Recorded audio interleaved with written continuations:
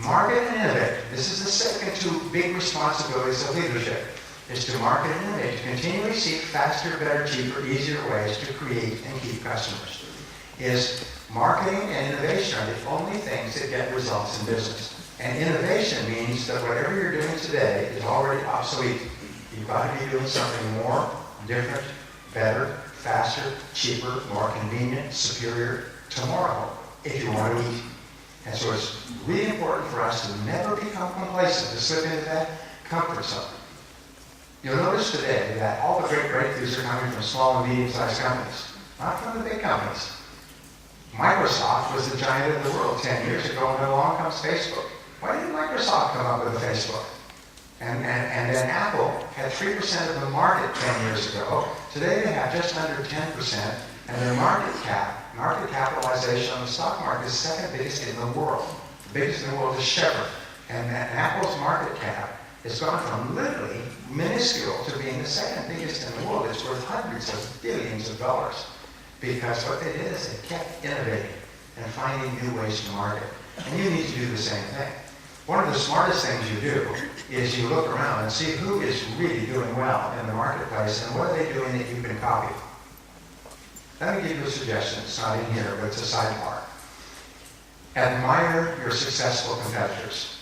Never fall into the trap of begrudgery where we begrudge our successful competitors and we sneer at them and we criticize them and we point out their weaknesses and how they're not that good and then the boss of that company had a divorce and somebody's a drunk and so on. No, what you do, that is the trap of the loser. Because whatever you admire, you attract into your life and grows in your life.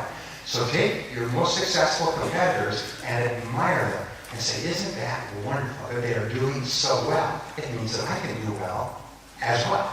And so what you do is you then look at what they're doing and say, what can I copy? What can I take and improve? You ask your customers, if ever you're speaking to a customer and they say, well, we're using your competitor and we're very happy, ask them, what do you like most about our competitor? If they say, what do you think about your competitor? Always say, my competitor is a good company. That's a good company. They've got great people. They've got great products and services. I really respect that. Always speak positively about your competitors and look for how you can learn and grow from them. And that's what the best people and the best companies do. Because if you denigrate a competitor, you know the law of attraction that says you attract into your life whatever thoughts, feelings you emotionalize. Well, you also repel out of your life whatever you criticize or reject.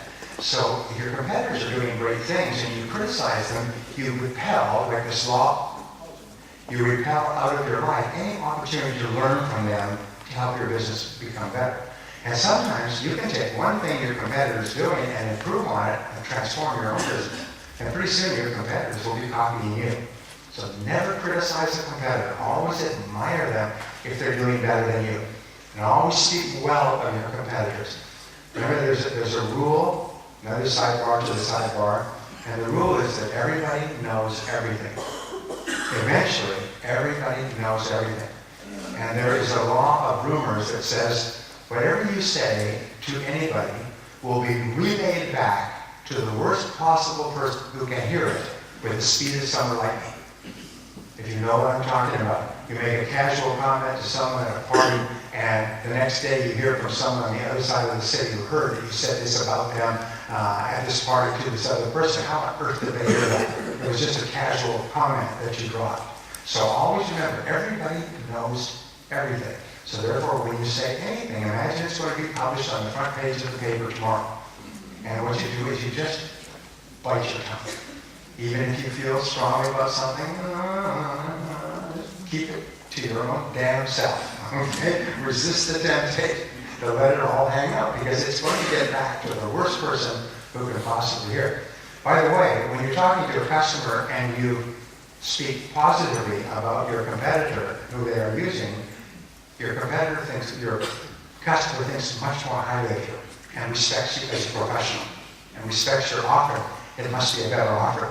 If you sit there and gripe about your competitor, your customer doesn't really want to have anything to do with you. You kind of got slam on you. You kind of got loser slam.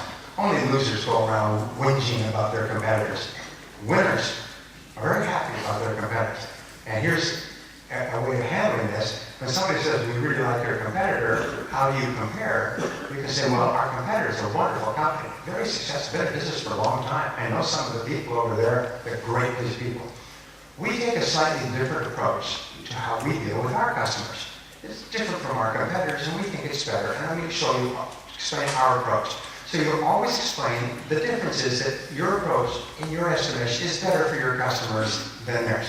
It's not that theirs is not excellent, it's just that you focus on what is good about what you have, not what you might want to say about them.